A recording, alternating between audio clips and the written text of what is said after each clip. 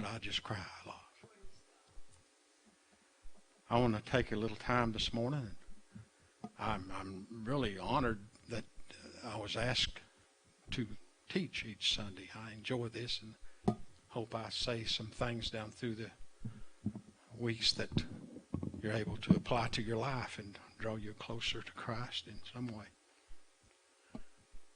This morning I wanted to talk about a little story that's in Matthew, Mark, Luke, and John about what took place on the evening and the night before the crucifixion. And a lot of things happened that 2,000 years from that day, today, we can still apply it to our life and learn spiritual lessons from what went on. And I believe it started way before then, but I want to focus in on just a few things that happened before the crucifixion. Jesus kind of started things off when he said, it is written, I will smite the shepherd and the sheep will scatter. Now, the disciples, they took that to heart, meaning them. And it did, but there's two meanings to that. Later on, his smiting the shepherd, or the crucifixion, would scatter the sheep all over the world. And the sheep would tell that story all over the world. That's one application. But they took it to mean that night themselves. And so they denied, Lord, I'll never forsake you. All of them said this. I'll never leave you no matter what. I'm going to stick by you. I don't care what happens. I'm with you. And they meant it. They really meant it because they loved him so much. They'd been walking with him and had good times and bad times and watched him handle everything that come his way. Creative miracles and just a word here and a word there and calm seas and heal things just constantly. And they watched him. And everything that he ever said came true. Everything. But when he said that I will smite the sheep or the shepherd and the sheep will scatter, they couldn't accept that. Because down deep inside, they felt like their commitment was 100%. I mean, they was going to take it to the limit. And Peter was the one that seemed to be more, stronger in that confession. He was kind of like a leader, I guess, in that area, because he would jump up, when everybody else would be kind of laying back, he would jump out in front, He was that kind of personality. He said, I'll never leave you, Jesus. I'll never forsake you. I don't care what happens, I'll never forsake you. And they meant it. Every one of them meant it. Because deep down inside, they thought that he was going to free them from Rome and bring back the throne of David, and that he's going to fix all the problems of Israel, They had it all figured out. And that they're going to stand by him no matter what. And they even thought, well, if they come after him, the Roman soldiers come after him, I don't care who comes after him, we're going to take these swords and we're going to fight. Even to our death we'll fight to defend him. But Jesus turned to Peter and he said, Peter, Satan has desired you to sift you as wheat. Now that probably shook him. He wondered, what is he talking about? He said, but when you are converted, he said, strengthen the others. He said, I've prayed for you. Peter, I've prayed for you that your faith fail not, that your faith will not fail when the devil comes to sift you. The word sift back then hasn't changed meanings all that much, down through the years, even in the English. It still means to separate. Like you would pour something through a strainer, separate it. So he's saying the devil's come to separate you, Peter. But I pray that your faith fail not, so it must be the faith that he's after. It must be what he's trying to separate is you from your faith. And in a way, he'd done that. But the way it turned out was all for the good. He told Peter, he said, of course, Peter kept on denying, he wouldn't do that. But he said, after you're converted, now that just means simple, after you have changed, you have changed your mind, changed what you believe. After you are converted, it's you that are going to strengthen the others. And he said, Peter,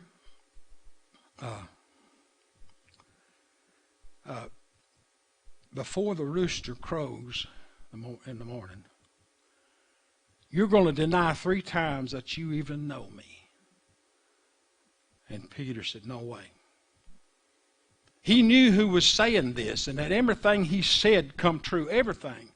All through these years he's walked with him. He knew what he was saying was true, but he could not accept it. No, he said, I'll die for you. I'll do anything for you. And the other disciples said the same thing. Well, I'm going from one point to another in these 4 different versions of this story. Next, you find Jesus in the garden, at the Mount of Olives, in the garden, and he tells his disciples, he said, pray that you not enter into temptation.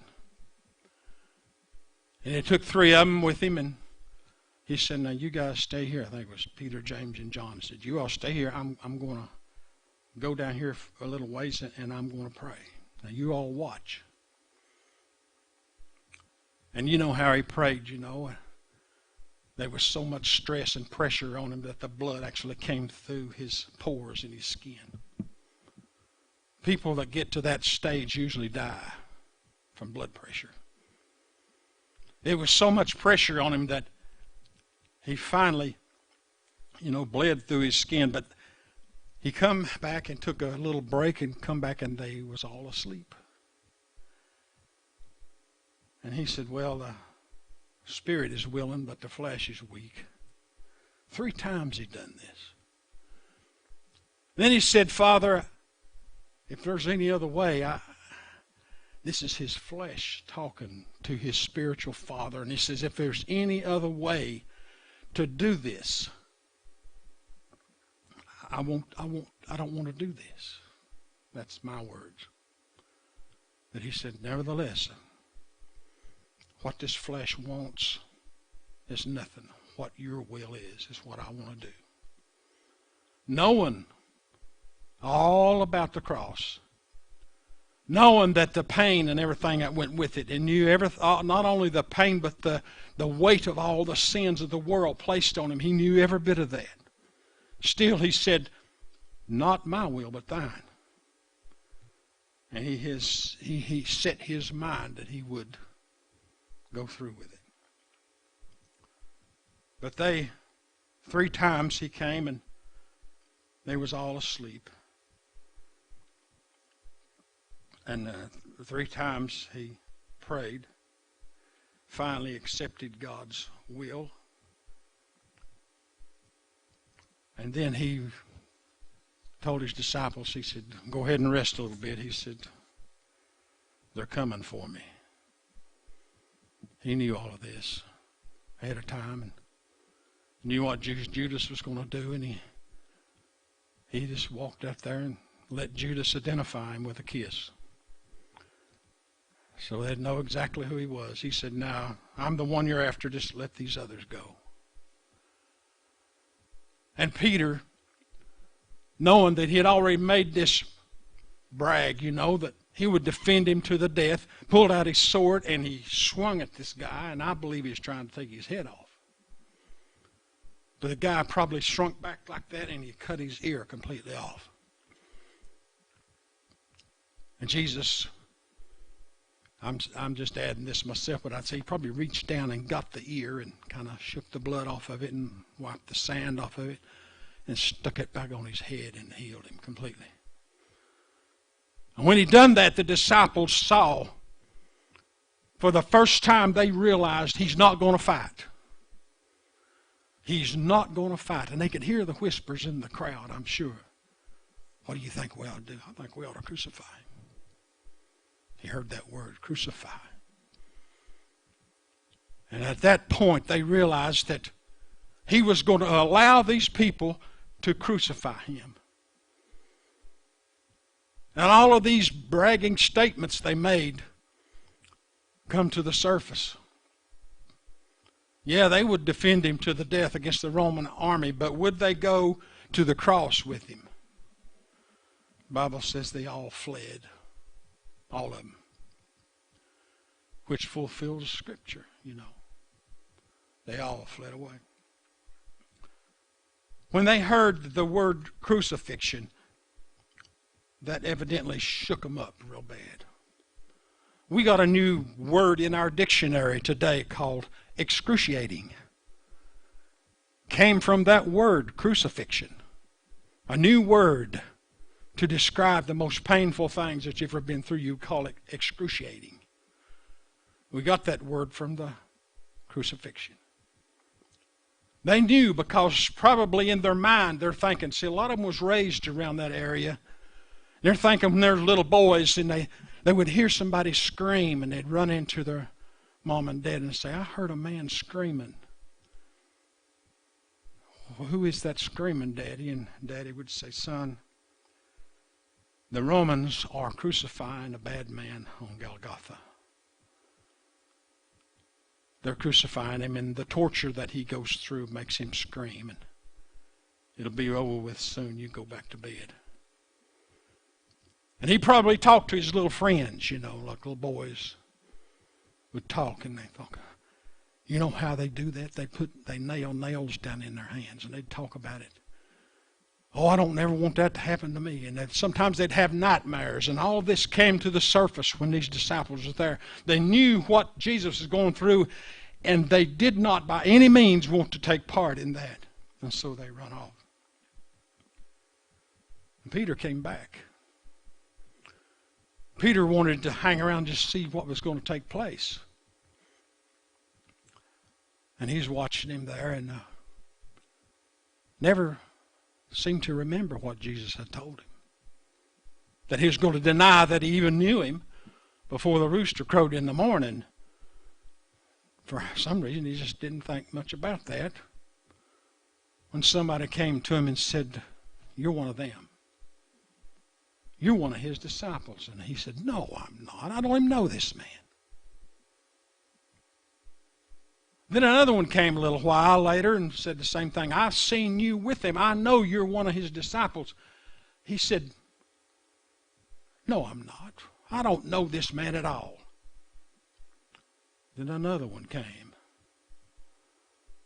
And he cursed. And somehow I believe the crowd, they knew a little bit about the people that followed Christ, and they knew they didn't curse. So when he cursed, they began to believe him, because no one could follow this man and curse like that. Then the rooster crowed. And when that rooster crowed, Jesus, which was not very far off, the Romans had beat him, put a crown of thorns on the head, blood everywhere, bruised all up. And he turned his head and he looked at Peter. And it said that Peter wept bitterly.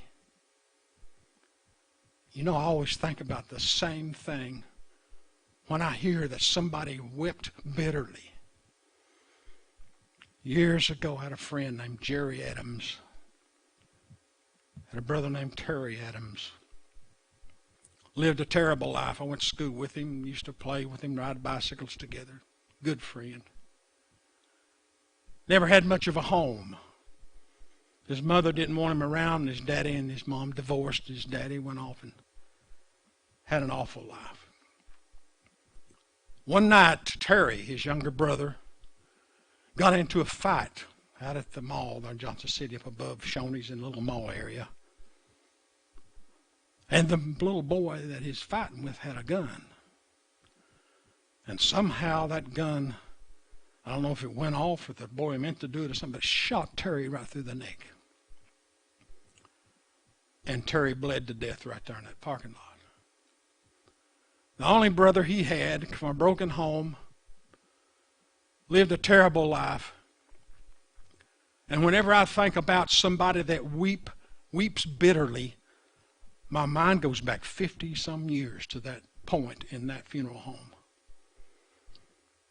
Nobody knew what to say to Jerry. You didn't put your arm around him. You didn't say anything. You just sat and looked at him, and you hurt down deep inside for him. When they was having Terry's funeral, you know, and Jerry was standing there looking at him, crying, they should begin to close the lid. And when they did, Jerry fell on that casket, put his arms on it and gripped it. And he cried. Whew. It touches me thinking about it. I never heard anybody cry like that. They had to pull his arms off of the casket and to hold him up to get him back to his seat. So I feel like maybe Peter cried like that. All these bragging statements that he was never going to forsake him, and all the goodness that Christ had done for him, was all pushed aside for this big bragging statement. I will never forsake him, and I'll never run off. I'm with you to the end. And there he was, denying that he ever knew him. Well, the sifting was over now. That signaled the end of the sifting. The lesson had been learned. And we today can go back and pick that lesson up and learn it again today, over and over and over. For 2,000 years we've learned that lesson. Peter learned never to put confidence in the flesh, even your own. I can't even trust my own self. I don't trust my own self, you know. I don't know what awaits me out there. I don't know if I'll yield or not. I have to fall on this book and depend on him to keep me in whatever situation I get myself into. Ephesians had not been written yet. The Apostle Paul had not come on the scene yet, so we didn't have Ephesians 6, which says, you wrestle not against flesh and blood, but against spirits in high places. They didn't know that. That had not been written. But he learned it by experience. We can learn it through this word, but he learned it by experience. Not to lean unto your own understanding, not to trust your flesh, but in all things acknowledge God. But that's the sifting he went through. And he never was the same. He was better. The devil came to get him, to have him and sift him, to get him to separate from his faith. But he did lose his faith in himself. But when Jesus come out of that tomb, all of that faith in him was all restored. And so that's what we have to keep in our mind constantly. There's not a problem anywhere that you face that Jesus don't have the answer for. You keep looking in this book. It'll speak to you, and you'll find the answer. But we learned that lesson along with Peter.